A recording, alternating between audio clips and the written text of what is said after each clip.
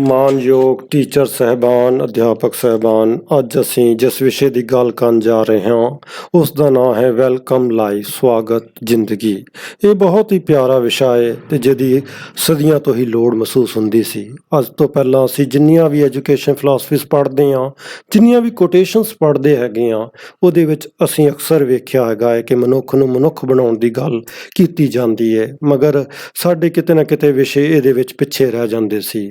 ਮਗਰ ਪੰਜਾਬ ਅੱਜ ਮੋਹਰੀ ਰਾਜ ਬਣ ਕੇ ਆਇਆ ਹੈ, ਜਿਹਦੇ ਵਿੱਚ ਉਹ ਇਸ ਵਿਸ਼ੇ ਨੂੰ ਲੈ ਕੇ ਆਇਆ ਹੈ ਅਤੇ ਕੰਪਲਸਰੀ ਸਬਜੈਕਟ ਦੀ ਤਰ੍ਹਾਂ ਲੈ ਕੇ ਆਇਆ ਹੈ। ਪਹਿਲੀ ਤੋਂ ਲੈ ਕੇ 12ਵੀਂ ਕਲਾਸ ਤੱਕ ਇਹ ਵਿਸ਼ਾ ਪੜ੍ਹਾਇਆ ਜਾਏਗਾ। ਅਤੇ ਅੱਜ ਮੈਂ ਅੰਮ੍ਰਿਤਪਾਲ ਅਤੇ ਮੇਰੇ ਨਾਲ ਮੌਜੂਦ ਨੇ ਸਿੱਖਿਆ ਮਾਹਰ ਰਾਜਵਿੰਦਰ ਸਿੰਘ ਜੀ। ਸਵਾਗਤ ਜ਼ਿੰਦਗੀ ਅਤੇ ਸਵਾਗਤ ਹੈ ਤੁਹਾਡਾ ਅੱਜ ਦੀ ਵਿਸ਼ੇਸ਼ ਗੱਲਬਾਤ ਵਿੱਚ। ਥੈਂਕ ਯੂ ਜੀ, ਥੈਂਕ ਯੂ ਅੰਮ੍ਰਿਤਪਾਲ ਜੀ। ਬਿਲਕੁਲ ਠੀਕ ਜਿਵੇਂ ਤੁਸੀਂ ਕਿਹਾ ਹੈ। ਦੇਖੋ, ਜ਼ਿੰਦਗੀ ਦੇ ਵਿੱਚ ਸਭ ਤੋਂ ਪਹਿਲੀ ਜ਼ਰੂਰਤ ਹੈ ਸਾਨੂੰ ਕਿਸੇ ਬੱਚੇ ਦੇ ਅੰਦਰ ਦੇ ਹੁਨਰ ਨੂੰ ਤਰਾਸ਼ਣ ਦੀ, ਜਿਹਨੂੰ ਅਸੀਂ ਇਸੇ ਨਾਮ ਦਿੱਤਾ ਹੈ ਪੋਲਿਸ਼ਿੰਗ ਦਾ ਟੈਲੈਂਟ।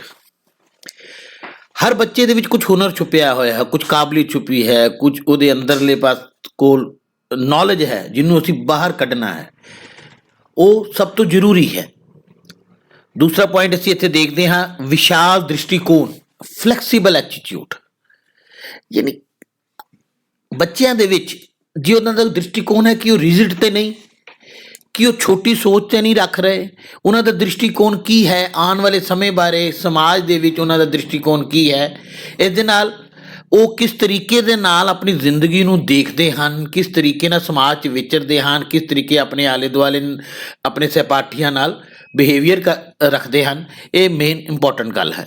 ਰਾਜਵਿੰਦਰ ਜੀ, ਮੇਰੇ ਵਿੱਚ ਤੁਹਾਨੂੰ ਕੀ ਨਾਂ ਹੈ ਵਿਸ਼ਾ ਯਾਦ ਦਿਲਾਉਣਾ ਚਾਹੁੰਦਾ, ਕੈਰੀਅਰ ਅਵੇਅਰਨੈਸ। ਜੀ ਜੀ। ਤੁਸੀਂ ਕਦੇ ਵੀ 9ਵੀਂ ਜਾਂ 10ਵੀਂ ਵਾਲੇ ਬੱਚਿਆਂ ਨੇ ਇੱਕ ਐਕਸਪੈਰੀਮੈਂਟ ਕਰਕੇ ਵੇਖੋ। ਜਸਟ ਉਹਨਾਂ ਨੂੰ ਇਹ ਪੁੱਛੋ 9ਵੀਂ 10ਵੀਂ ਬੱਚਿਆਂ ਨੂੰ ਕਿ ਬੱਚੇ ਜਦੋਂ ਤੁਸੀਂ 11ਵੀਂ 12ਵੀਂ ਜਾਓਗੇ ਤੁਹਾਡੇ ਵਿੱਚ ਕਿਹੜੀਆਂ ਸਟਰੀਮਸ ਹੋਣਗੀਆਂ, ਕਿਹੜੀਆਂ ਸਟਰੀਮਸ ਤੁਸੀਂ ਲਓਗੇ। ਤੁਸੀਂ ਹੈਰਾਨ ਹੋ ਜਾਓਗੇ ਕਿ 30 ਬੱਚਿਆਂ ਤੋਂ ਸਿਰਫ 3-4 ਬੱਚੇ ਹੋਣਗੇ ਜਿਹੜੇ ਸਟਰੀਮਸ ਦਾ ਨਾਂ ਲੈ ਰਹੇ ਹੋਣਗੇ। ਜਿਸ ਤਰ੍ਹਾਂ ਕਿ ਨਾਨ ਮੈਡੀਕਲ ਕੋਈ ਕਹੇਗਾ, ਕੋਈ ਪਿੱਛੋਂ ਆਰਟਸ ਕਹਿ ਰਿਹਾ ਹੋਗਾ, ਕੋਈ ਕਾਮਰਸ ਕਹਿ ਰਿਹਾ ਹੋਵੇਗਾ। ਜਿਹੜੇ ਬੱਚੇ ਕਹਿ ਰਹੇ ਹੋਣਗੇ ਤੁਸੀਂ ਫਿਰ ਉਹਨਾਂ ਨੂੰ ਦੂਸਰਾ ਸਵਾਲ ਪਾਓ। ਤੁਸੀਂ ਉਹਨਾਂ ਨੂੰ ਕਹੋ ਕਿ ਜਿਹੜੀ ਕਾਮਰਸ ਤੁਸੀਂ ਕਹਿ ਰਹੇ ਜੇ, ਨਾਨ ਮੈਡੀਕਲ ਦਾ ਸ਼ਬਦ ਜਿਹੜਾ ਯੂਜ਼ ਕਰ ਰਹੇ ਜੇ, ਇਹ ਸਟਰੀਮ ਵਿੱਚ ਵਿਸ਼ੇ ਕਿਹੜੇ ਹੁੰਦੇ ਨੇ, ਕਿਹੜੇ ਸਬਜੈਕਟ ਨੇ ਜਿਹੜੇ ਤੁਸੀਂ ਪੜ੍ਹਨੇ ਨੇ। ਅਤੇ ਤੁਸੀਂ ਹੈਰਾਨ ਹੋ ਜਾਓਗੇ ਕਿ ਬਹੁਤ ਹੀ ਘੱਟ ਵਿਦਿਆਰਥੀਆਂ ਨੂੰ ਪੂਰੇ ਵਿਸ਼ਿਆਂ ਦੀ ਜਾਣਕਾਰੀ ਹੁੰਦੀ ਹੈ। ਇਸ ਕਰਕੇ ਕੈਰੀਅਰ ਅਵੇਅਰਨੈਸ ਬੜੀ ਜ਼ਰੂਰੀ ਹੈ ਕਿ ਵਿਸ਼ੇ ਸਾਨੂੰ ਨਹੀਂ ਪਤਾ ਅਤੇ ਅਸੀਂ ਕੈਰੀਅਰ ਕਿਸ ਤਰ੍ਹਾਂ ਚੁਣਨਾ ਹੈ। ਬਿਲਕੁਲ ਠੀਕ ਹੈ ਅੰਮ੍ਰਿਤ ਜੀ। ਵਾਕਈ ਹੀ ਇਹ ਸਾਡੇ ਬੱਚਿਆਂ ਦੇ ਬਹੁਤ ਵੱਡੀ ਘਾਟ ਹੈ ਕਿ ਉਹਨਾਂ ਨੂੰ ਆਪਣੇ ਜਿਹੜੇ ਭਵਿੱਖ ਵਿੱਚ ਕਿਹੜਾ ਕੈਰੀਅਰ ਚੁਣਨਾ ਹੈ ਉਸ ਬਾਰੇ ਉਹਨਾਂ ਨੂੰ ਜਾਣੂ ਨਹੀਂ ਹਨ। ਕ੍ਰਿਟੀਕਲ ਥਿੰਕਿੰਗ, ਯਾਨੀ ਜੇ ਅਸੀਂ ਪੰਜਾਬੀ ਦਾ ਤਰਜਮਾ ਕਰੀਏ ਤਾਂ ਤਰਕਸੰਗਤ ਸੋਚ ਜੀ ਬਹੁਤ ਜ਼ਰੂਰੀ ਹੈ। ਇਹ ਬਹੁਤ ਜ਼ਰੂਰੀ ਹੈ ਬੱਚਿਆਂ 'ਚ ਡਿਵੈਲਪ ਕਰਨ ਦੇ ਲਈ। Social outlook toward ਬॉयਜ਼ and girl, ਯਾਨੀ ਮੁੰਡੇ ਅਤੇ ਕੁੜੀ ਵਿੱਚ ਸਮਾਜਿਕ ਧਾਰਨਾਵਾਂ। ਤੁਸੀਂ ਜਾਣਦੇ ਹੋ ਕਿ ਸਾਡੇ ਸਮਾਜ ਦੇ ਵਿੱਚ ਅੱਜ ਵੀ ਮੁੰਡੇ ਅਤੇ ਕੁੜੀ ਦੇ ਵਿੱਚ ਬਹੁਤ ਜ਼ਿਆਦਾ ਵਿਤਕਰਾ ਕੀਤਾ ਜਾਂਦਾ ਹੈ। ਜੀ ਬਿਲਕੁਲ ਸਹੀ। ਮੁੰਡੇ ਨੂੰ ਬਹੁਤ ਇੰਪੋਰਟੈਂਸ ਦਿੱਤੀ ਜਾਂਦੀ ਹੈ ਪਰਿਵਾਰ ਦੇ ਵਿੱਚ, ਕੁੜੀਆਂ ਨੂੰ ਘੱਟ ਇੰਪੋਰਟੈਂਸ ਦਿੱਤੀ ਜਾਂਦੀ ਹੈ। ਇਹਦੇ ਨਾਲ ਆਪਾਂ ਜਦੋਂ ਟਾਈਮ ਮੈਨੇਜਮੈਂਟ ਦੀ ਵੀ ਗੱਲ ਕਰਦੇ ਹਾਂ ਅਤੇ ਅਧਿਆਪਕਾਂ ਲਈ ਇਹ ਬਹੁਤ ਵਿਸ਼ਾ ਹੈਗਾ ਆ ਕਿ ਅਸੀਂ ਸਹੀ ਸਮੇਂ ਦੀ ਵਰਤੋਂ ਕਰਨਾ ਬੱਚਿਆਂ ਨੂੰ ਕਿਸ ਤਰ੍ਹਾਂ ਸਿਖਾਈਏ। ਅੱਜ ਬੱਚੇ ਇਸ ਤਰ੍ਹਾਂ ਦੇ ਹੁੰਦੇ ਨੇ, ਇੱਕ ਵਿਸ਼ੇ ਨੂੰ ਉਹ ਜ਼ਿਆਦਾ ਟਾਈਮ ਲਗਾ ਰਹੇ ਹੁੰਦੇ ਨੇ ਅਤੇ ਜਦੋਂ ਐਗਜ਼ਾਮ ਦੇ ਦਿਨ ਆ ਜਾਂਦੇ ਨੇ ਤਾਂ ਉਹ ਵੇਖਦੇ ਨੇ ਕਿ ਕਿਸੇ ਵਿਸ਼ੇ ਵਿੱਚ ਤਾਂ ਬਹੁਤ ਪਿੱਛੇ ਰਹਿ ਗਏ। ਕਈ ਵਾਰ ਉਹ ਸਿਲੇਬਸ ਜਦੋਂ ਪੜ੍ਹ ਰਹੇ ਹੁੰਦੇ ਉਹਨਾਂ ਨੂੰ ਇਹ ਨਹੀਂ ਸਮਝ ਹੁੰਦੀ ਕਿ ਕਿਹੜੇ ਸਿਲੇਬਸ ਨੂੰ ਕਿੰਨਾ ਟਾਈਮ ਲਗਾਉਣਾ ਹੈਗਾ। ਟਾਈਮ ਮੈਨੇਜਮੈਂਟ ਦੀ ਇੱਕ ਬਹੁਤ ਵੱਡੀ ਘਾਟ ਹੈ। ਤੁਸੀਂ ਅਕਸਰ ਵੇਖਿਆ ਬੱਚਿਆਂ ਨੂੰ, ਕੁਝ ਬੱਚੇ ਪੱਕੇ ਹੀ 15-20 ਮਿੰਟ ਲੇਟ ਆ ਰਹੇ ਹੁੰਦੇ ਨੇ। ਜਦੋਂ ਸਰਕਾਰ ਸਮਾਂ ਬਦਲਦੀ 8 ਤੋਂ 9 ਸਮਾਂ ਹੁੰਦਾ ਆ, ਉਹ ਬੱਚਾ ਜਿਹੜਾ 8:15 ਆ ਰਿਹਾ ਸੀ ਉਹ 9:15 ਆ ਰਿਹਾ। ਯਾਨੀ ਟਾਈਮ ਮੈਨੇਜਮੈਂਟ ਦੀ ਕਿਤੇ ਬਹੁਤ ਵੱਡੀ ਦਿੱਕਤ ਹੈਗੀ ਹੈ। ਅਤੇ ਹੁਣ ਕਿਉਂਕਿ ਇਹ ਸਾਡੇ ਨਾਲ ਆ ਵਿਸ਼ਾ ਜੁੜ ਗਿਆ ਹੈ ਅਤੇ ਕਿੰਨਾ ਆਸਾਨ ਰਹੇਗਾ ਅਧਿਆਪਕਾਂ ਲਈ ਵੀ ਕਿ ਉਹ ਵਿਸ਼ੇ ਨੂੰ ਪੜ੍ਹਾਉਂਦੇ ਟਾਈਮ ਮੈਨੇਜਮੈਂਟ ਵੀ ਪੜ੍ਹਾ ਦਿਆ ਕਰਨਗੇ। ਵੈਸੇ ਅੰਮ੍ਰਿਤਪਾਲ ਜੀ ਇੱਕ ਚੀਜ਼ ਮੈਂ ਦੱਸਣਾ ਚਾਹਾਂਗਾ ਕਿ ਟਾਈਮ ਮੈਨੇਜਮੈਂਟ ਦੀ ਘਾਟ ਜਿਹੜੀ ਹੈ ਇਕੱਲੇ ਬੱਚਿਆਂ 'ਚ ਨਹੀਂ, ਅਧਿਆਪਕਾਂ ਦੇ ਵਿੱਚ ਵੀ ਕਿਤੇ ਕਿਤੇ ਦੇਖਣ ਨੂੰ ਮਿਲਦੀ ਹੈ। ਆਮ ਆਦਮੀ ਦੇ ਵਿੱਚ ਵੀ ਹੈ ਕਿ ਅਸੀਂ ਆਪਣੇ ਟਾਈਮ ਨੂੰ ਮੈਨੇਜ ਹੀ ਨਹੀਂ ਕਰ ਪਾਉਂਦੇ, ਵੰਡ ਹੀ ਨਹੀਂ ਪਾਉਂਦੇ। ਰੂਟੀਨ ਦੇ ਮੁਤਾਬਕ। ਇਸ ਵਿਸ਼ੇ ਦੀ ਸਭ ਤੋਂ ਵੱਡੀ ਕੀ ਨਾ ਉਪਲਬਧੀ ਇਹ ਹੋਏਗੀ ਕਿ ਸਭ ਤੋਂ ਪਹਿਲਾਂ ਤੇ ਟੀਚਰਸ ਨੂੰ ਇਹਦੇ ਵਿੱਚੋਂ ਬੜਾ ਗਿਆਨ ਮਿਲੇਗਾ। ਤੁਹਾਨੂੰ ਯਾਦ ਹੋਏਗਾ ਅਸੀਂ ਕਰੀਬ 2014 ਤੋਂ ਸੈਮੀਨਾਰਸ ਲਗਾ ਰਹੇ ਸੀ ਜਿਨ੍ਹਾਂ ਵਿੱਚ ਜਨਰਲ ਵਿਸ਼ੇ ਲੈ ਜਾਂਦੇ ਸੀ। ਅਧਿਆਪਕ ਅਕਸਰ ਮੰਗ ਕਰਦੇ ਹੁੰਦੇ ਸੀ ਕਿ ਉਹਨਾਂ ਨੂੰ ਵੱਧ ਤੋਂ ਵੱਧ ਜਨਰਲ ਵਿਸ਼ੇ ਪੜ੍ਹਾਏ ਜਾਣ, ਚਾਹੇ ਉਹ EQ ਦੀ ਗੱਲ ਹੋਵੇ, IQ ਦੀ ਗੱਲ ਹੋਵੇ, ਇਮੋਸ਼ਨ ਸਟੇਬਿਲਿਟੀ ਦੀ ਗੱਲ ਹੋਵੇ। ਇਹਨਾਂ ਵਿਸ਼ਿਆਂ ਤੇ ਸਭ ਤੋਂ ਜ਼ਿਆਦਾ ਅਧਿਆਪਕ ਇੰਟਰਸਟ ਲੈਂਦੇ ਸੀ। ਤੇ ਹੁਣ ਜਿਹੜਾ ਪੂਰਾ ਦਾ ਪੂਰਾ ਵਿਸ਼ਾ ਹੀ ਆ ਗਿਆ ਆ, ਤੁਸੀਂ ਮੰਨੋਗੇ ਕਿ ਇਹ ਤੇ ਬਹੁਤ ਹੀ ਲਾਹੇਵੰਦ ਰਹੇਗਾ। ਹੁਣ ਆਪਾਂ ਜੇ ਗੱਲ ਕਰੀਏ ਬੱਚਿਆਂ ਦੀ ਕਿ ਉਹ ਮੋਬਾਈਲ, ਇੰਟਰਨੈਟ ਤੇ ਹੋਰ ਜਿਹੜੇ ਕਮਿਊਨੀਕੇਸ਼ਨ ਦੇ ਸਾਧਨ ਆ ਉਹਨਾਂ ਦੀ ਮੈਂ ਕਹਾਂਗਾ ਦੁਰਵਰਤੋਂ ਕਰ ਰਹੇ ਨੇ, ਤੇ ਇਹਦੇ ਵਿੱਚ ਵੀ ਸਾਨੂੰ ਕਿਤੇ ਨਾ ਕਿਤੇ ਉਹਨਾਂ ਨੂੰ ਸਮਝਾਉਣ ਦੀ ਲੋੜ ਹੈ ਕਿ ਜਿਹੜੇ ਇਹ ਸਾਧਨ ਹੈਗੇ ਨੇ ਇਹਨਾਂ ਦਾ ਪੋਜ਼ਿਟਿਵ ਯੂਜ਼ ਕੀਤਾ ਜਾ ਸਕੇ, ਨਾ ਕਿ ਸਮਾਂ ਬਰਬਾਦ ਕਰਨ ਵਾਸਤੇ। ਨੈਸੈਸਰੀ ਈਵਲ ਬਣ ਗਏ ਨੇ। ਜੀ ਜੀ, ਜ਼ਰੂਰਤ ਤੇ ਹੈ, ਸਮੇਂ ਦੀ ਜ਼ਰੂਰਤ, ਇਹ ਇਹਨਾਂ ਤੋਂ ਬਗੈਰ ਅਸੀਂ ਚੱਲ ਨਹੀਂ ਸਕਦੇ, ਮੋਬਾਈਲ, ਇੰਟਰਨੈਟ ਔਰ ਦੂਸਰੇ ਕਮਿਊਨੀਕੇਸ਼ਨ। ਲੇਕਿਨ ਉਹਨਾਂ ਦਾ ਸਹੀ ਵਰਤੋਂ ਕਿਸ ਤਰੀਕੇ ਕਰਨਾ ਹੈ, ਇਸ ਅਧਿਆਪਕ ਨੂੰ ਹੀ ਬੱਚਿਆਂ ਨੂੰ ਸਮਝਾਉਣਾ ਪਏਗਾ ਕਿ ਮੋਬਾਈਲ ਨੂੰ ਕਿਸ ਤਰੀਕੇ ਤੁਸੀਂ ਕੀ ਇਕੱਲੀ ਗੇਮਾਂ ਖੇਡਣ ਵਾਸਤੇ ਜਾਂ ਵੀਡੀਓ ਦੇਖਣ ਵਾਸਤੇ ਕਰਨਾ ਹੈ, ਜਾਂ ਆਪਣੀ ਪੜ੍ਹਾਈ ਦੇ ਲਈ ਵੀ ਕਿਸ ਤਰੀਕੇ ਕਰਨਾ ਹੈ। ਜੀ, ਹੁਣ ਤੁਸੀਂ ਵੇਖਦੇ ਜੇ ਕਿ ਪੰਜਾਬ ਸਰਕਾਰ ਨੇ ਕਿੰਨੇ ਉਪਰਾਲੇ ਕੀਤੇ ਇਸ ਕਰੋਨਾ ਦੀ ਮਹਾਮਾਰੀ ਵਿੱਚ, ਜਦੋਂ ਕਿ ਕੋਈ ਸਾਧਨ ਨਹੀਂ ਨਜ਼ਰ ਆਉਂਦਾ ਸੀ, ਮਗਰ ਟੈਲੀਵਿਜ਼ਨ ਦੇ ਦੁਆਰਾ, ਮੋਬਾਈਲ ਦੇ ਦੁਆਰਾ, ਕੰਪਿਊਟਰ ਦੇ ਦੁਆਰਾ ਆਨਲਾਈਨ ਕਲਾਸਿਸ ਲਗਾਈਆਂ ਗਈਆਂ। ਤੇ ਹੁਣ ਜਿਹੜੇ ਬੱਚੇ ਮੋਬਾਈਲ ਇੰਟਰਨੈਟ ਦਾ ਸਹੀ ਇਸਤੇਮਾਲ ਕਰ ਰਹੇ ਨੇ ਉਹ ਤੇ ਪੜ੍ਹ ਰਹੇ ਹੋਣਗੇ, ਤੇ ਜਿਹੜੇ ਨਹੀਂ ਉਹ ਤੁਹਾਨੂੰ ਹੁਣ ਅਵੋਇਡ ਮਿਸਕਨਸੈਪਸ਼ਨ ਬਾਰੇ ਤੁਸੀਂ ਕੁਝ ਦੱਸਣਾ ਚਾਹੋ? ਹਾਂਜੀ ਸਰ, ਦੇਖੋ ਅਵਾਇਡ ਮਿਸਕਨਸੈਪਸ਼ਨ ਯਾਨੀ ਗਲਤ ਧਾਰਨਾਵਾਂ ਜਿਹੜੀਆਂ ਸਾਡੇ ਸਮਾਜ ਦੇ ਵਿੱਚ ਜਾਂ ਵਿੱਚ ਲੋਕਾਂ ਦੇ ਵਿੱਚ ਫੈਲਦੀਆਂ ਨੇ, ਉਹਨਾਂ ਨੂੰ ਖਤਮ ਕਰਨਾ ਵੀ ਬਹੁਤ ਜ਼ਰੂਰੀ ਹੈ। ਤੁਸੀਂ ਕਰੋਨਾ ਕਾਲ 'ਚ ਦੇਖੋ ਕਈ ਤਰ੍ਹਾਂ ਦੇ, ਤੁਸੀਂ ਇਹ ਕਰ ਲਓ ਜੀ ਕਰੋਨਾ ਭੱਜ ਜਾਏਗਾ, ਤੁਸੀਂ ਇੰਝ ਕਰ ਲਓ ਜੀ ਕਰੋਨਾ ਭੱਜ ਜਾਏਗਾ, ਇਹ ਗਲਤ ਧਾਰਨਾਵਾਂ ਨੇ। ਕਈ ਅਜਿਹੀ ਜਿਹੜੀ ਪੁਰਾਣੀ ਸੋਚ ਜਿਹੜੀ ਹੈ, ਦਕਿਆ ਨੀਤੀ ਸੋਚ ਜਿਹੜੀ ਹੈ, ਉਹਨੂੰ ਖਤਮ ਕਰਨ ਵਿੱਚ ਵੀ ਇਹ ਸਾਡਾ ਵਿਸ਼ਾ ਬੜਾ ਮਦਦਗਾਰ ਸਿੱਧ ਜੀ। ਕ੍ਰਿਟੀਕਲ ਥਿੰਕਿੰਗ ਦੀ ਜਿਸ ਤਰ੍ਹਾਂ ਗੱਲ ਚੱਲ ਰਹੀ ਹੈ ਤੇ ਅਵੋਇਡ ਮਿਸਕਨਸੈਪਸ਼ਨ ਨੂੰ ਮੈਂ ਇਸ ਤਰ੍ਹਾਂ ਵੀ ਸਮਝਾਉਣਾ ਹੁੰਦਾ ਹੈ ਕਿ ਜਿਸ ਤਰ੍ਹਾਂ ਸਾਡਾ ਦੇਸ਼ ਇੱਕ ਵਿਭਿੰਨਤਾਵਾਂ ਦਾ ਦੇਸ਼ ਹੈਗਾ, ਅਲੱਗ-ਅਲੱਗ ਭਾਸ਼ਾਵਾਂ, ਵੇਸ਼-ਭੂਸ਼ਾਵਾਂ ਨੇ, ਤੇ ਜਦੋਂ ਅਸੀਂ ਦੂਸਰੇ ਪ੍ਰਦੇਸ਼ ਦੇ ਵਿਅਕਤੀ ਨੂੰ ਮਿਲਦੇ ਹਾਂ, ਉਹਨਾਂ ਦਾ ਖਾਣਾ ਪੀਣਾ ਵੱਖਰਾ ਹੈ, ਤੇ ਉਦੋਂ ਵੀ ਕਿਤੇ ਨਾ ਕਿਤੇ ਮਿਸਕਨਸੈਪਸ਼ਨ ਹੁੰਦੀ ਹੈ। ਤੇ ਜਦੋਂ ਸਾਡੀ ਕ੍ਰਿਟੀਕਲ ਥਿੰਕਿੰਗ ਹੋ ਜਾਂਦੀ ਹੈ, ਫਿਰ ਕਿਤੇ ਨਾ ਕਿਤੇ ਅਸੀਂ ਇਸ ਮਨੁੱਖ ਨੂੰ ਮਨੁੱਖ ਸਮਝਦੇ ਹੈਗੇ ਹਾਂ, ਤੇ ਇਹਦੇ ਵਿੱਚ ਵੀ ਬੜਾ ਇਹਨੂੰ ਅੰਡਰਸਟੈਂਡ ਕਰ ਸਕਦੇ ਹਾਂ। ਜੀ, ਬਹੁਤ ਵਾਧਾ ਹੁੰਦਾ। ਇੰਟਰਪਰਸਨਲ ਰਿਲੇਸ਼ਨਸ਼ਿਪ ਯਾਨੀ ਇਹਨੂੰ ਅਸੀਂ ਪੰਜਾਬੀ 'ਚ ਕਹੀਏ ਤੇ ਆਪਸੀ ਰਿਸ਼ਤੇ ਬਹੁਤ ਇੰਪੋਰਟੈਂਟ ਚੀਜ਼ ਹੈ। ਜੇ ਬੱਚਿਆਂ ਤੇ ਦੇਖੀਏ ਤੇ ਬੱਚਿਆਂ ਦੇ ਆਪਸੀ, ਆਪਣੀ ਸਹਿਪਾਠੀਆਂ ਨਾਲ ਆਪਸੀ ਰਿਸ਼ਤੇ, ਜੇ ਘਰ ਦੇ ਵੇਖੀਏ ਤੇ ਆਪਣੇ ਪਰਿਵਾਰ ਦੇ ਵਿੱਚ ਆਪਸੀ ਰਿਸ਼ਤੇ, ਜੇ ਸਮਾਜ ਦੇ ਤੌਰ ਤੇ ਦੇਖੀਏ ਤੇ ਸਮਾਜ ਦੇ ਰਿਸ਼ਤੇ, ਇਹ ਸਭ ਚੀਜ਼ਾਂ ਬੱਚਿਆਂ ਨੂੰ ਸਿਖਾਉਣ ਦੀ ਜ਼ਰੂਰਤ ਹੈ। ਜਿਵੇਂ ਪਹਿਲੇ ਕਿਹਾ ਹੈ, ਦੇਖੋ ਪਹਿਲੇ ਸਾਡੇ ਪਰਿਵਾਰ ਜਿਹੜੇ ਸਨ ਸੰਯੁਕਤ ਪਰਿਵਾਰ ਸਨ, ਉਹ 'ਚ ਦਾਦਾ ਦਾਦੀ, ਚਾਚਾ ਚਾਚੀ, ਤਾਇਆ ਤਾਈ ਸਾਰੇ ਇਕੱਠੇ ਮਿਲ ਕੇ ਰਹਿੰਦੇ ਸਨ, ਸਾਰੇ ਇਕੱਠੇ ਬੱਚਿਆਂ ਨੂੰ ਬਹਿ ਕੇ ਸਮਝਾਉਂਦੇ ਸਨ, ਬੱਚਿਆਂ ਨੂੰ ਉਹਨਾਂ ਕੋਲ ਜਿਹੜੀ ਮੋਰਲ ਵੈਲਿਊ ਹੈ ਉਹਨੂੰ ਸਿੱਖਣ ਦਾ ਮੌਕਾ ਮਿਲਦਾ ਸੀ। ਪਰ ਅੱਜ ਸਾਡੇ ਸਮਾਜ ਦੀ ਸਿਚੁਏਸ਼ਨ ਹੈ ਕਿ ਸਾਡੇ ਕੋਲ ਜੁਆਇੰਟ ਫੈਮਿਲੀ ਤਾਂ ਹੈ ਨਹੀਂ, ਮਾਈਕਰੋ ਫੈਮਿਲੀ ਰਹਿ ਗਈਆਂ, ਜਿਹਦੇ 'ਚ ਮਾਂ ਪਿਓ ਔਰ ਬੱਚੇ ਹਨ, ਔਰ ਮਾਂ ਪਿਓ ਆਪਣੀ ਜ਼ਿੰਦਗੀ ਚਲਾਉਣ 'ਚ ਬਿਜ਼ੀ ਹਨ, ਬੱਚਿਆਂ ਨਾਲ ਉਹਨਾਂ ਦਾ ਰਾਬਤਾ ਬਹੁਤ ਘੱਟ ਗਿਆ ਹੈ, ਬਹੁਤ ਜ਼ਿਆਦਾ ਘੱਟ ਗਿਆ ਹੈ, ਜਿਸ ਕਰਕੇ ਉਹ ਮੋਰਲ ਐਜੂਕੇਸ਼ਨ ਬੱਚਿਆਂ ਤੱਕ ਨਹੀਂ ਪਹੁੰਚਾ ਪਾ ਰਹੇ, ਜਿਹੜੀ ਕਿ ਅਸਲ ਵਿੱਚ ਪੁਰਾਣੇ ਸਮੇਂ 'ਚ ਬਜ਼ੁਰਗਾਂ ਦੁਆਰਾ ਦਿੱਤੀ ਜਾਂਦੀ ਸੀ। ਜੀ, ਅਸੀਂ ਇਸ ਬਾਰੇ ਗੱਲ ਕਰਦੇ ਹੁੰਦੇ ਹਾਂ ਕਿ ਕਿਤੇ ਨਾ ਕਿਤੇ ਹੁਣ ਤੇ ਸਾਨੂੰ ਇੱਕ ਵਿਸ਼ਾ ਮਿਲ ਗਿਆ ਕਿ ਅਸੀਂ ਸਿਖਾ ਸਕਾਂਗੇ ਬੱਚਿਆਂ ਨੂੰ ਕਿ ਕਿਸ ਤਰ੍ਹਾਂ ਬਜ਼ੁਰਗਾਂ ਦੀ ਉਹਨਾਂ ਨੇ ਇੱਜ਼ਤ ਕਰਨੀ ਆ, ਕਿਸ ਤਰ੍ਹਾਂ ਇੱਕ ਸਮਾਜ ਵਿੱਚ ਰਹਿੰਦੇ ਹੋਏ ਆਪਸੀ ਰਿਲੇਸ਼ਨ ਵਿੱਚ ਰਹਿਣਾ ਹੈਗਾ, ਕਿਉਂਕਿ ਮਨੁੱਖ ਕੋਈ ਇਕੱਲਾ ਤਾਂ ਰਹਿ ਨਹੀਂ ਸਕਦਾ ਹੈਗਾ। ਤੇ ਜਦੋਂ ਐਜੂਕੇਸ਼ਨ ਇੱਕ ਬੱਚਾ 12 ਸਾਲ ਦੀ ਸਕੂਲਿੰਗ ਕਰਕੇ ਜਾ ਰਿਹਾ, ਤੇ ਜੇ ਉਹ ਇੱਕ ਚੰਗਾ ਇਨਸਾਨ ਨਹੀਂ ਬਣ ਸਕਿਆ, ਜੇ ਉਹ ਸਮਾਜ ਵਿੱਚ ਚੰਗੀ ਤਰ੍ਹਾਂ ਵਿਚਰਨਾ ਨਹੀਂ ਸਿੱਖ ਸਕਿਆ, ਤੇ ਬੜੀ ਇੱਕ ਘਾਟ ਪੈਦਾ ਹੁੰਦੀ ਸੀ। ਮੈਨੂੰ ਲੱਗਦਾ ਇਹ ਵਿਸ਼ਾ ਕਿਤੇ ਨਾ ਕਿਤੇ ਇਹਦੇ ਵਿੱਚ ਵੀ ਸਹਿਯੋਗੀ ਹੋਏਗਾ। ਹੁਣ ਆਪਾਂ ਗੱਲ ਕਰ ਰਹੇ ਐਮਪੈਥੀ ਦੀ। ਸਰ ਜੀ, ਮੈਂ ਤੁਹਾਨੂੰ ਵਰਡ ਦੱਸਣਾ ਚਾਹਾਂਗਾ ਐਮਪੈਥੀ ਤੋਂ। ਪਹਿਲਾ ਵਰਡ ਹੈਗਾ ਸਿੰਪੈਥੀ, ਤੇ ਸਿੰਪੈਥੀ ਤੋਂ ਵੀ ਜਦੋਂ ਆਪਾਂ ਇੱਕ ਸਟੈਪ ਅੱਗੇ ਵੱਧ ਜਾਂਦੇ ਹਾਂ ਨਾ, ਫਿਰ ਉਹ ਵਰਡ ਆਉਂਦਾ ਹੈਗਾ ਐਮਪੈਥੀ। ਐਮਪੈਥੀ ਵਰਡ ਕਿਤੇ ਨਾ ਕਿਤੇ ਜ਼ਿਆਦਾ ਮੈਂ ਕਹਾਂਗਾ ਕਿ ਸਘਨ ਰੂਪ ਵਿੱਚ ਹੈਗਾ ਆ ਕਿ ਅੱਜ ਸਾਨੂੰ ਜਦੋਂ ਕਿਸੇ ਨਾਲ ਹਮਦਰਦੀ ਹੁੰਦੀ ਹੈ ਕਿ ਭਾਈ ਇਹਦੇ ਨਾਲ ਆ ਬੁਰਾ ਹੋਇਆ, ਉਹਨੂੰ ਤਾਂ ਆਪਾਂ ਸਿੰਪੈਥੀ ਕਹਿ ਦਿੰਦੇ ਹਾਂ। ਪਰ ਜਦੋਂ ਅਸੀਂ ਕਿਸੇ ਦੀ ਸਿਚੁਏਸ਼ਨ ਵਿੱਚ ਖੁਦ ਨੂੰ ਪਾ ਕੇ ਵੇਖਦੇ ਹਾਂ, ਉਦੋਂ ਫਿਰ ਅਸੀਂ ਐਮਪੈਥੀ ਕਹਿੰਦੇ ਆ ਕਿ ਅਗਰ ਮੈਂ ਉਹਦੀ ਜਗ੍ਹਾ ਹੁੰਦਾ ਤੇ ਫਿਰ ਮੈਨੂੰ ਕਿਸ ਤਰ੍ਹਾਂ ਮਹਿਸੂਸ ਹੁੰਦਾ। ਇਹ ਚੀਜ਼ ਵੀ ਸਾਨੂੰ ਬੱਚਿਆਂ ਨੂੰ ਸਿਖਾਉਣ ਵਿੱਚ ਕਾਫੀ ਹੱਦ ਤੱਕ ਮਦਦ ਕਰੇਗਾ ਇਹ ਜਿਹੜਾ ਵਿਸ਼ਾ ਆ। ਜਿਸ ਤਰ੍ਹਾਂ ਜੈਂਡਰ ਸੈਂਸਿਟਾਈਜੇਸ਼ਨ ਦੀ ਗੱਲ ਕਰੀਏ ਕਿ ਹੁਣ ਸੈਂਸਿਟਿਵਿਟੀ ਜਿਹੜੀ ਹੈਗੀ ਆ, ਸਾਨੂੰ ਬਹੁਤ ਬੱਚੇ ਨੂੰ ਦੱਸਣ ਦੀ ਲੋੜ ਹੈਗੀ ਆ ਕਿ ਜਿਹੜਾ ਆਦਮੀ ਤੇ ਔਰਤ ਦਾ ਫਰਕ ਹੈਗਾ ਆ, ਉਹਦੇ 'ਚ ਬਣਦੀ ਇੱਜ਼ਤ ਉਹਨੂੰ ਕਿਸ ਤਰ੍ਹਾਂ ਦੇਣੀ ਹੈ। ਤੇ ਅਗਰ ਆ ਬੱਚੇ ਸਿੱਖ ਸਕਣਗੇ ਤੇ ਇਹਦੇ ਵੀ ਬਹੁਤ ਸਹਾਇ ਹੋਏਗਾ।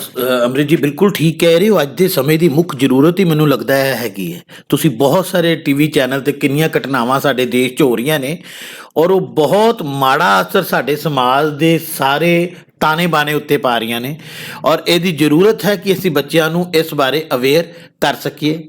ਐਕਸਪ੍ਰੈਸਿੰਗ ਨੀਡਸ ਐਂਡ ਡਿਜ਼ਾਇਰਸ ਯਾਨੀ ਕਈ ਵਾਰ ਬੱਚਾ ਤੁਸੀਂ ਵੇਖਿਆ ਹੋਊਗਾ ਕਿ ਉਹ ਆਪਣਾ ਐਕਸਪ੍ਰੈਸ਼ਨ ਨਹੀਂ ਦੇ ਪਾਉਂਦਾ ਕਿ ਉਹਨੂੰ ਕੀ ਨੀਡ ਆ ਤੇ ਕੀ ਡਿਜ਼ਾਇਰਸ ਹੈਗੀਆਂ ਨੇ, ਤੇ ਉਹ ਵੀ ਕਿਤੇ ਨਾ ਕਿਤੇ ਸਾਨੂੰ ਦੱਸਣ ਦੀ ਲੋੜ ਪੈਂਦੀ ਆ।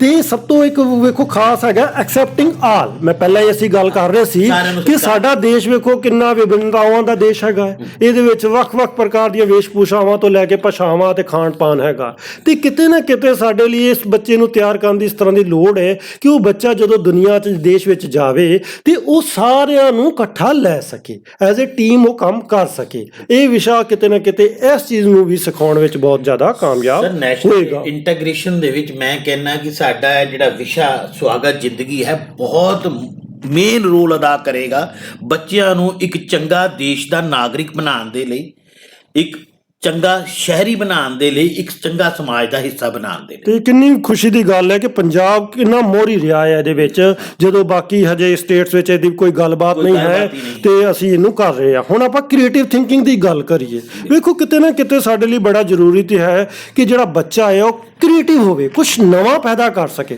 ਇੱਕ ਵਾਰ ਇੱਕ ਬੱਚਾ ਮੇਰੇ ਕੋਲ ਆਇਆ, ਉਹਨੇ ਕੋਈ ਲੇਖ ਲਿਖਿਆ ਹੋਇਆ ਸੀ ਤੇ ਮੈਂ ਉਹਨੂੰ ਲੇਖ ਨੂੰ ਜਦੋਂ ਪੜ੍ਹਿਆ ਤੇ ਮੈਂ ਉਹਨੂੰ ਮੁਸਕਰਾਉਂਦੇ ਹੋਏ ਕਿਹਾ ਕਿ ਬੱਚੇ, ਜੋ ਇਹਦੇ ਵਿੱਚ ਓਰੀਜਨਲ ਆ ਨਾ ਉਹ ਤੇ ਕੋਈ ਵਧੀਆ ਨਹੀਂ ਹੈਗਾ, ਤੇ ਜਿਹੜਾ ਕੀ ਨਾ ਆ ਵਧੀਆ ਨਾ ਉਹ ਤੇਰਾ ਓਰੀਜਨਲ ਨਹੀਂ ਹੈਗਾ, ਯਾਨੀ ਕਿ ਤੂੰ ਕ੍ਰੀਏਟਿਵਲੀ ਆਪ ਨਹੀਂ ਇਹਨੂੰ ਲਿਖਿਆ ਹੈਗਾ। ਬਿਲਕੁਲ ਠੀਕ ਹੈ ਸਰ ਤੁਹਾਡੀ ਗੱਲ। ਦੇਖੋ ਅਸਲ ਗੱਲ ਤੇ ਐਜੂਕੇਸ਼ਨ ਦਾ ਮਕਸਦ ਇਹ ਸੀ ਕਿ ਬੱਚੇ 'ਚ ਕ੍ਰੀਏਟਿਵਿਟੀ ਪੈਦਾ ਕਰਨਾ। ਉਹ ਕ੍ਰੀਏਟਿਵਿਟੀ ਅਸੀਂ ਕਿਤੇ ਨਾ ਕਿਤੇ ਪੈਦਾ ਕਰਨ 'ਚ ਨਾਕਾਮਯਾਬ ਰਹੇ ਹਾਂ। ਅਸੀਂ ਉਹ ਰੂਟ ਮੈਥਡ ਤਾਂ ਲਾ ਲਿਆ, ਬੱਚੇ ਨੂੰ ਚੀਜ਼ਾਂ ਨੂੰ ਯਾਦ ਕਰਾ ਲਿਆ, ਰੱਟਾ ਲਵਾਤਾ, ਕੁਐਸਚਨ ਕਰਵਾਤੇ, ਲੇਕਿਨ ਬੱਚਾ ਕਿਤੇ ਇਨੋਵੇਸ਼ਨ ਜਿਹੜੀ ਹੈ, ਬੱਚੇ 'ਚ ਕ੍ਰੀਏਟਿਵਿਟੀ ਜਿਹੜੀ ਹੈ ਉਹ ਦੱਬ ਕੇ ਰਹਿ ਗਈ ਹੈ। ਮੈਨੂੰ ਲੱਗਦਾ ਹੈ ਕਿ ਇਸ ਵਿਸ਼ੇ ਨਾਲ ਬੱਚੇ 'ਚ ਅਸੀਂ ਕ੍ਰੀਏਟਿਵਿਟੀ ਜਿਹੜੀ ਹੈ ਉਹ ਪੈਦਾ ਕਰ ਸਕਾਂਗੇ। ਦੇਖिए ਹਰ ਬੱਚਾ ਜਿਹੜਾ ਹੈਗਾ ਕਿਤੇ ਨਾ ਕਿਤੇ ਕੋਈ ਨਾ ਕੋਈ ਖਾਸ ਗੁਣ ਰੱਖਦਾ ਹੈ। ਅਗਰ ਉਹ ਗੁਣ ਸਾਹਮਣੇ ਆ ਜਾਵੇ, ਇੱਕ ਪੀਰੀਅਡ ਲੱਗਣ ਨਾਲ ਵੀ ਅਗਰ ਉਹ ਇੱਕ ਗੁਣ ਕਿਸੇ ਬੱਚੇ ਦਾ ਸਾਹਮਣੇ ਆ ਗਿਆ ਤੇ ਕਿਤੇ ਨਾ ਕਿਤੇ ਅਸੀਂ ਵੇਖਾਂਗੇ ਹਾਂ ਉਹ ਇਨੋਵੇਸ਼ਨ ਦੀ ਜਿਹੜੀ ਕਮੀ ਸਾਨੂੰ ਮਹਿਸੂਸ ਹੁੰਦੀ ਹੈ ਦੇਸ਼ ਦੁਨੀਆ ਵਿੱਚ, ਉਹ ਮੈਨੂੰ ਲੱਗਦਾ ਕਿਤੇ ਨਾ ਕਿਤੇ ਪੂਰੀ ਹੋਏਗੀ।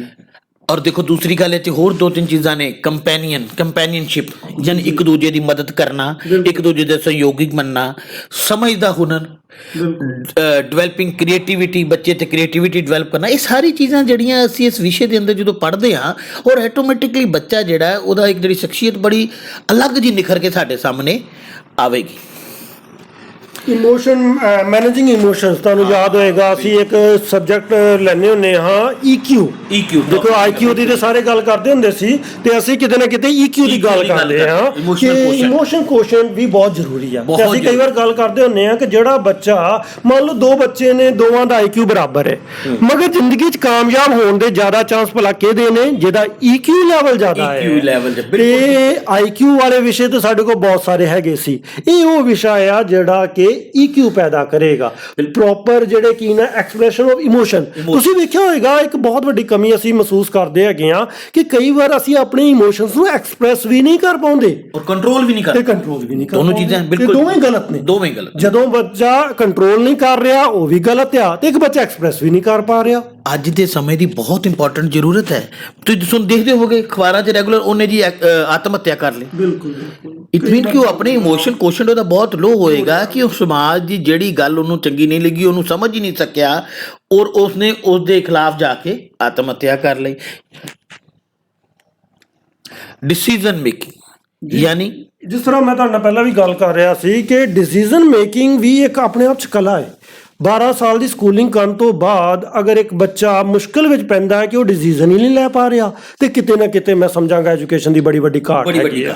ਤੇ ਜਿਸ ਤਰ੍ਹਾਂ ਆਪਾਂ ਕੈਰੀਅਰ ਦੀ ਗੱਲ ਕਰ ਰਹੇ ਹਾਂ ਕਿ ਬੱਚੇ ਨੂੰ ਕੀ ਪਤਾ ਹੈ ਉਹਦੇ ਵਿਸ਼ੇ ਕੀ ਨੇ, ਉਹਨੇ ਕਿਹੜੇ ਕੈਰੀਅਰ ਵਿੱਚ ਜਾਣਾ, ਅਗਰ ਉਹਨੇ ਇਸ ਕੈਰੀਅਰ 'ਚ ਜਾਣਾ ਤਾਂ ਕਿਉਂ ਜਾਣਾ ਹੈ, ਇਹ ਸਾਰੇ ਡਿਸੀਜ਼ਨ ਮੇਕਿੰਗ ਦਾ ਹੀ ਪਾਰਟ ਹੈ। ਜੇ ਬੱਚੇ ਨੂੰ ਅਸੀਂ ਛੋਟੀ ਜਮਾਤ ਤੋਂ ਹੀ ਉਹਦੇ ਕੈਰੀਅਰ ਵੱਲ ਉਹਨੂੰ ਇੱਕ ਸੇਧ ਦੇ ਦਿਆਂਗੇ ਤਾਂ ਆਟੋਮੈਟਿਕਲੀ ਉਹਦੀ ਸੋਚ ਦੀ ਸੇਧ ਜਿਹੜੀ ਹੈ ਉਹ ਉਸੇ ਕੈਰੀਅਰ ਵੱਲ ਜਾਏਗੀ, ਉਹ ਫਲਕਚੁਏਟ ਨਹੀਂ ਕਰੇਗੀ। ਮਿਲੇਗੀ। ਜੇ ਉਹਨੂੰ ਪਤਾ ਹੀ ਨਹੀਂ ਕਿ ਮੈਂ ਜਾਣਾ ਕਿੱਥੇ ਹੈ, ਮੇਰਾ ਰਸਤਾ ਕਿਹੜਾ ਹੈ, ਮੇਰਾ ਟਾਰਗੇਟ ਕੀ ਹੈ, ਤਾਂ ਬੱਚਾ ਉਹ ਆਪਣੇ ਟਾਰਗੇਟ ਨੂੰ ਸਹੀ ਤਰੀਕੇ ਅਚੀਵ ਨਹੀਂ ਕਰ ਪਾਉਂਦਾ ਕਿਤੇ। ਆਪਾਂ ਗੱਲ ਕਰਦੇ ਹੁੰਦੇ ਆ ਰਾਈਟ ਡਿਸੀਜਨ ਦੀ, ਕਿ ਸਹੀ ਸਮੇਂ ਤੇ ਸਹੀ ਅਗਰ ਨਿਸ਼ਚੇ ਤੁਸੀਂ ਕਰ ਪਾਓ ਤੇ ਸਾਡੀਆਂ ਬਹੁਤ ਸਾਰੀਆਂ ਸਮੱਸਿਆਵਾਂ ਹੱਲ ਹੋ ਜਾਂਦੀਆਂ ਨੇ, ਮਗਰ ਬੱਚੇ ਕਈ ਵਾਰ ਨਹੀਂ ਲੈ ਪਾਉਂਦੇ ਹੈਗੇ। ਤੇ ਇਹ ਵਿਸ਼ਾ ਕਿਤੇ ਨਾ ਕਿਤੇ ਇਹਦੇ ਵਿੱਚ ਬੜਾ ਹੀ ਉਸਾਰੂ ਰਹੂਗਾ। ਸੈਲਫ ਕੌਨਫੀਡੈਂਸ ਦੀ ਗੱਲ ਕਰੀਏ, ਬਹੁਤ ਸਾਰੇ ਬੱਚੇ ਅਸੀਂ ਵੇਖਦੇ ਆ ਉਹਨਾਂ ਨੂੰ ਸਭ ਕੁਝ ਪਤਾ ਹੁੰਦਾ ਹੈ, ਸਭ ਕੁਝ ਆਉਂਦਾ ਹੁੰਦਾ ਹੈ, ਪਰ ਸੈਲਫ ਕੌਨਫੀਡੈਂਸ ਨਾ ਹੋਣ ਕਰਕੇ ਉਹ ਆਪਣੀ ਗੱਲ ਨੂੰ ਐਕਸਪ੍ਰੈਸ ਹੀ ਨਹੀਂ ਕਰ ਪਾਉਂਦੇ। ਆਤਮ ਵਿਸ਼ਵਾਸ ਅਜਿਹੀ ਚੀਜ਼ ਹੈ ਕੱਲੇ ਬੱਚਿਆਂ 'ਚ ਨਹੀਂ, ਟੀਚਰਸ ਦੇ ਵਿੱਚ ਵੀ, ਹਰ ਇਨਸਾਨ 'ਚ ਆਤਮ ਵਿਸ਼ਵਾਸ ਬੜਾ ਮੇਨ ਰੋਲ ਅਦਾ ਕਰਦਾ ਹੈ। ਜੇ ਤੁਹਾਡੇ ਕੋਲ ਸੈਲਫ ਕੌਨਫੀਡੈਂਸ ਹੀ ਨਹੀਂ ਹੈ, ਅਸੀਂ ਕਿਤੇ ਖੜੇ ਹੋ ਕੇ ਗੱਲ ਹੀ ਨਹੀਂ ਕਰ ਸਕਦੇ, ਅਸੀਂ ਆਪਣੀ ਗੱਲ ਨੂੰ ਦੂਜੇ ਤੱਕ ਪਹੁੰਚਾ ਹੀ ਨਹੀਂ ਸਕਦੇ। ਔਰ ਇਸ ਵਿਸ਼ੇ ਦੇ ਰਾਹੀਂ ਜਦੋਂ ਟੀਚਰ ਆਪਣੇ ਬੱਚਿਆਂ ਨੂੰ ਇਸ ਚੀਜ਼ ਨੂੰ ਸਮਝਾਏਗਾ ਤੇ ਮੈਨੂੰ ਲੱਗਦਾ ਹੈ ਕਿ ਬੱਚਿਆਂ 'ਚ ਸੈਲਫ ਕੌਨਫੀਡੈਂਸ ਵੀ ਆਏਗਾ। ਜਿੱਦਾਂ ਯੂਜ਼ ਆਫ ਕਾਮਨ ਸੈਂਸ ਦੀ ਗੱਲ ਕਰ ਰਹੇ ਹਾਂ ਕਿ ਕਈ ਵਾਰ ਬਹੁਤ ਛੋਟੀ ਛੋਟੀਆਂ ਗੱਲਾਂ ਵਾਸਤੇ ਛੋਟੇ ਛੋਟੇ ਸਮਾਧਾਨ ਹੁੰਦੇ ਆ, ਤੇ ਉਹ ਕਾਮਨ ਸੈਂਸ ਨਾਲ ਹੋ ਜਾਂਦੇ ਨੇ, ਉਹਦੇ ਨਾਲ ਕੋਈ ਵਿਸ਼ੇ ਦਾ ਫਾਰਮੂਲਾ ਨਹੀਂ ਲਾਉਣਾ ਪੈਣਾ।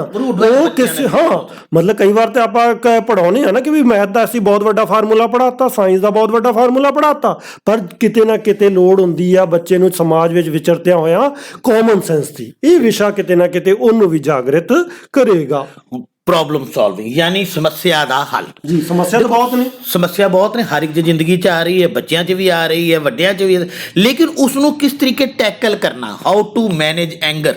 ਬਿਲਕੁਲ ਸਭ ਤੋਂ ਇੰਪੋਰਟੈਂਟ। ਅੱਜ ਕੇ ਦੇਖੋ ਹਰ ਇੱਕ ਬੰਦੇ 'ਚ ਗੁੱਸਾ ਬਹੁਤ ਜ਼ਿਆਦਾ ਵੱਧਦਾ ਜਾ ਰਿਹਾ ਹੈ। ਜਿਹਨੂੰ ਵੇਖੋ ਮਾੜੀ ਜਿਹੀ ਹੱਥ ਲਾਉਣ ਦੀ ਲੋੜ ਆ, ਲੜਨ ਨੂੰ ਪੈਂਦਾ। ਸੜਕ ਤੇ ਦੇਖੋ ਰੋਡ ਰੇਜ ਦੀ ਕਿੰਨੀ ਘਟਨਾਵਾਂ ਹੁੰਦੀਆਂ ਨੇ, ਉਹਦਾ ਪਿੱਛੇ ਕਾਰਨ ਕੀ ਹੈ? Anger, because they can't manage their anger.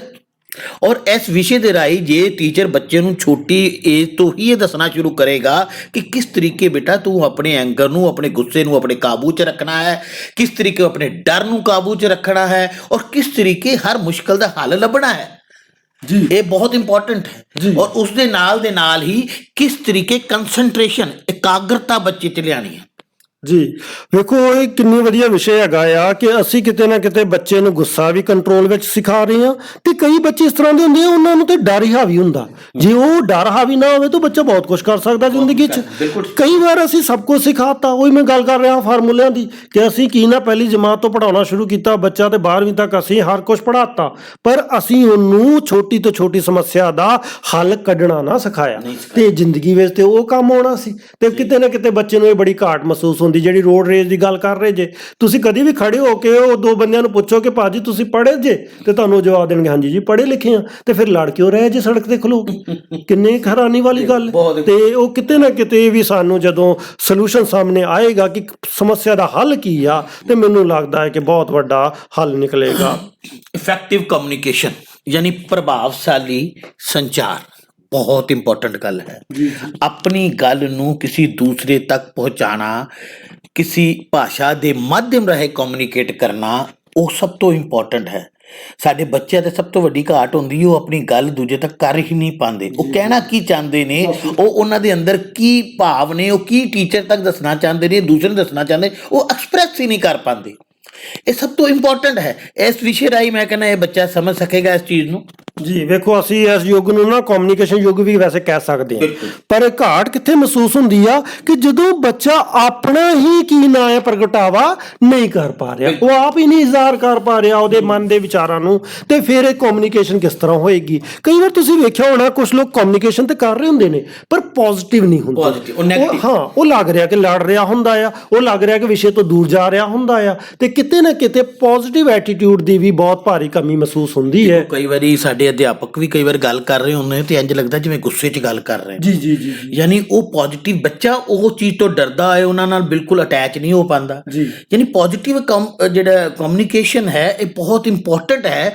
ਔਰ ਕਿਸ ਤਰੀਕੇ ਦੇ ਨਾਲ ਪੋਜ਼ਿਟਿਵ ਐਟੀਟਿਊਡ ਦੇ ਨਾਲ ਜਿਹੜਾ ਇੱਕ ਅਧਿਆਪਕ ਬੱਚੇ ਦੇ ਨਾਲ ਕਮਿਊਨੀਕੇਟ ਕਰਕੇ ਉਹਨੂੰ ਆਪਣੇ ਵਿਸ਼ੇ ਨਾਲ ਜਾਂ ਹੋਰ ਚੀਜ਼ਾਂ ਨਾਲ ਜੋੜ ਸਕਦਾ ਹੈ। ਇੰਟਰਵਿਊ ਸਕਿੱਲਸ ਦੇਖੋ ਇਹਦੀ ਵੀ ਬਹੁਤ ਕਮੀ ਹੈ, ਕਿਉਂਕਿ ਕਿਤੇ ਨਾ ਕਿਤੇ ਜਦੋਂ ਆਪਾਂ ਕਿਸੇ ਨੂੰ ਜੌਬ ਲੈਣ ਚੱਲੇ ਹਾਂ, ਮੰਨ ਲਓ ਤੁਹਾਡੇ ਕੋਲ ਦੋ ਕਰਮਚਾਰੀ ਆ ਗਏ ਨੇ, ਦੋਵਾਂ ਦੀ ਸਾਰੀ ਸਕਿੱਲਸ ਬਰਾਬਰ ਨੇ, ਤੇ ਤੁਸੀਂ ਉਹਦੇ ਨਾਲ ਜਦੋਂ ਗੱਲਬਾਤ ਕੀਤੀ ਤੇ ਤੁਹਾਨੂੰ ਕੋਈ ਇੱਕ ਜਾਣਾ ਜ਼ਿਆਦਾ ਪ੍ਰਭਾਵਿਤ ਕਰ ਦਿੰਦਾ ਹੈ। ਉਹਨਾਂ ਦੀ ਕੁਆਲੀਫਿਕੇਸ਼ਨ ਵੀ ਸੇਮ ਹੈ, ਉਹਨਾਂ ਦੀ ਸਕਿੱਲਸ ਵੀ ਸੇਮ ਨੇ, ਫਿਰ ਵੀ ਤੁਸੀਂ ਇੱਕ ਜਾਣੇ ਨੂੰ ਰੱਖ ਲੈਂਦੇ, ਇੱਕ ਨੂੰ ਰਿਜੈਕਟ ਕਰ ਦਿੰਦੇ ਜੇ। ਕਮਿਊਨੀਕੇਸ਼ਨ ਸਕਿੱਲ, ਹਾਂ, ਕਿਉਂਕਿ ਉਹ ਬਹੁਤ ਲੋੜ ਹੈਗੀ ਆ। ਜਿਸ ਵਿਅਕਤੀ ਨੇ ਜਿੱਥੇ ਵੀ ਕੰਮ ਕਰਨਾ ਹੈ, ਕਮਿਊਨੀਕੇਸ਼ਨ ਬਿਨਾਂ ਤੇ ਰਹਿਣਾ ਨਹੀਂ ਹੈ। ਤੇ ਅਗਰ ਉਹ ਟੀਮ ਵਰਕ ਨਹੀਂ ਕਰ ਪਾਉਂਦਾ, ਅਗਰ ਉਹ ਆਪਣੇ ਆਪ ਨੂੰ ਐਕਸਪ੍ਰੈਸ ਨਹੀਂ ਕਰ ਪਾਉਂਦਾ, ਉਹ ਇੰਟਰਵਿਊ ਤੇ ਆਪਣੀ ਕਾਬਲੀਅਤ ਦੱਸ ਨਹੀਂ ਪਾਉਂਦਾ, ਤੇ ਕਿਤੇ ਨਾ ਕਿਤੇ ਬਹੁਤ ਕਮੀ ਰਹਿ ਜਾਂਦੀ ਹੈ। ਅੱਛਾ, ਬਾਡੀ ਲੈਂਗੁਏਜ ਬਾਰੇ ਆਪਾਂ ਗੱਲ ਕਰਾਂਗੇ ਕਿ ਕਈ ਵਾਰ ਤੇ ਅਸੀਂ ਬਹੁਤ ਕੁਝ ਬਾਡੀ ਲੈਂਗੁਏਜ ਨਾਲ ਹੀ ਕਹਿ ਦਿੰਦੇ ਆ। ਬਿਲਕੁਲ ਬਿਲਕੁਲ ਬਿਲਕੁਲ ਜੀ, ਬਹੁਤ ਬਹੁਤ ਇੰਪੋਰਟੈਂਟ ਟੌਪਿਕ ਹੈ ਜੀ ਬਾਡੀ ਲੈਂਗੁਏਜ ਦੇ ਨਾਲ। ਜ਼ਰੂਰੀ ਨਹੀਂ ਕਿ ਇਕੱਲਾ ਅਸੀਂ ਆਪਣੇ ਬੋਲਣ ਦੇ ਨਾਲ ਜਾਂ ਆਪਣੀ ਭਾਸ਼ਾ ਦੇ ਨਾਲ ਕਿਤਨਾ ਕਮਿਊਨੀਕੇਟ ਕਰ ਸਕਦੇ ਹਾਂ। ਅਸੀਂ ਆਪਣੀ ਬਾਡੀ ਲੈਂਗੁਏਜ, ਜਿਹਨੂੰ ਅਸੀਂ ਕਹਿੰਦੇ ਹਾਂ ਕਿ ਸਰੀਰਕ ਭਾਸ਼ਾ ਅਤੇ ਸ਼ਖਸੀਅਤ ਦੇ ਨਾਲ ਵੀ ਬਹੁਤ ਸਾਰੀ ਗੱਲਾਂ ਦੂਸਰੇ ਤੱਕ ਪਹੁੰਚਾ ਦਿੰਦੇ ਆ। ਕਈ ਬੱਚੇ ਆਉਣਗੇ ਬੜੇ ਅਜੀਬ ਜਿਹੇ ਵਾਲ ਬਣਾਏ ਹੁੰਦੇ ਨੇ, ਬੜੇ ਅਜੀਬ ਜਿਹੇ ਕੱਪੜੇ ਪਾਏ ਨੇ, ਕੋਈ ਗਲੇ 'ਚ ਚੇਨ ਲਟਕਾਈ ਹੈ, ਯਾਨੀ ਉਹਨਾਂ ਦੀ ਦੁੱਖ ਤੋਂ ਪਤਾ ਲੱਗ ਰਿਹਾ ਵੀ ਇਹ ਬੱਚਾ ਕਿਸ ਹਿਸਾਬ ਦਾ, ਉਹ ਕਹਿਣਾ ਕੀ ਚਾਹੁੰਦਾ, ਯਾਨੀ ਉਹਦੀ ਕੀ ਸੋਚ ਹੋ ਸਕਦੀ, ਉਹ ਬਿਨਾਂ ਬੋਲੇ ਦੱਸ ਰਿਹਾ।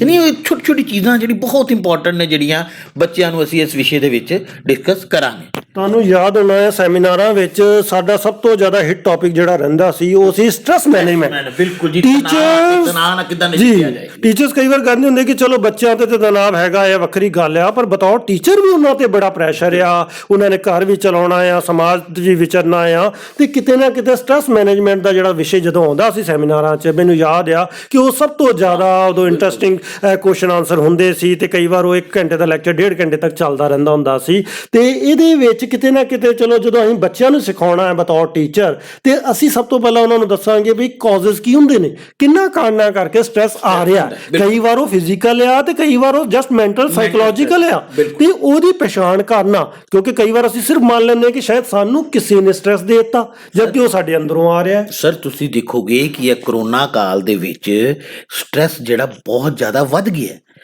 ਆਮ ਆਦਮੀ ਸਾਈਕੋਲੋਜੀਕਲੀ ਸਿੱਕ ਹੋ ਰਿਹਾ, ਬਹੁਤ ਤਰ੍ਹਾਂ ਦਾ ਤਣਾਅ ਮਾਨਸਿਕ ਤੌਰ ਤੇ ਝੇਲ ਰਿਹਾ, ਔਰ ਕਿਸ ਤਰੀਕੇ ਨਾਲ ਇਸ ਤਣਾਅ ਤੋਂ ਬਚਣਾ, ਕਿਸ ਤਰੀਕੇ ਨਾਲ ਜੀਓ ਅਤੇ ਜੀਣ ਦਿਓ ਦੀ ਫਿਲਾਸਫੀ ਦੇ ਵਿੱਚ ਚੱਲਣਾ, that is the important thing. ਔਰ ਇਹ ਸਾਰੀਆਂ ਚੀਜ਼ਾਂ ਮੈਨੂੰ ਲੱਗਦਾ ਕਿ ਸਾਡਾ ਵੈਲਕਮ ਲਾਈਫ ਜਿਹੜਾ ਹੈ, ਸਵਾਗਤ ਜ਼ਿੰਦਗੀ ਵਿਸ਼ਾ ਜਿਹੜਾ ਹੈ, ਉਹ ਪੂਰੀਆਂ ਕਰੇਗਾ, ਅਤੇ ਬੱਚਿਆਂ ਤੱਕ ਔਰ ਈਵਨ ਅਧਿਆਪਕਾਂ ਤੱਕ, ਵੱਡਿਆਂ ਤੱਕ ਵੀ ਜਿਹੜੀ ਹੈ ਇੱਕ ਨਵੀਂ ਸੋਚ, ਨਵੀਂ ਦਿਸ਼ਾ ਦੇਣ ਦੇ ਵਿੱਚ ਇੱਕ ਬਹੁਤ ਵੱਡਾ ਉਪਰਾਲਾ ਹੈ ਜੀ।